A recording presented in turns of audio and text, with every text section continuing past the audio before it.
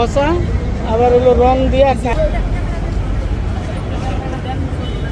আমরা আসলে সাভার বাজারে অভিযান, এটাকে বলা হতো দিলখুশা বাজার।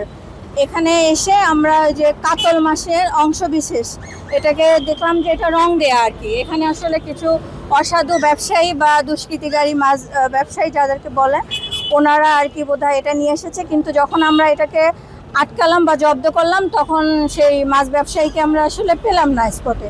তারা হয়তো বা সরে গিয়েছে বা পালিয়ে গিয়েছে আর কি, তারা হয়তো খবর পেয়েছে, তো সেটাকে নিয়ে আসছি আমরা। এখন আমরা এটাকে আসলে এই মাছটাকে আমরা এখন ধ্বংস করে ফেলবো আর কি, এই ধরনের মাছটা।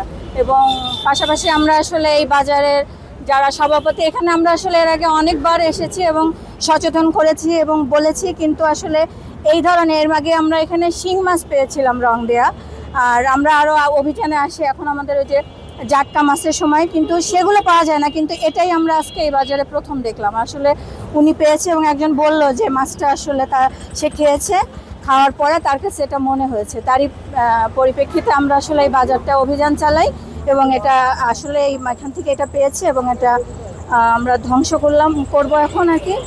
এবং আমরা বাজারের সবাইকে আমরা সচেতন করছি এবং এখানে যারা সভাপতি আছে তাদের সাথেও আমরা কথা বলবো এবং এই ধরনের অভিযান আমরা মাছ বাজার এটা অব্যাহত থাকবে।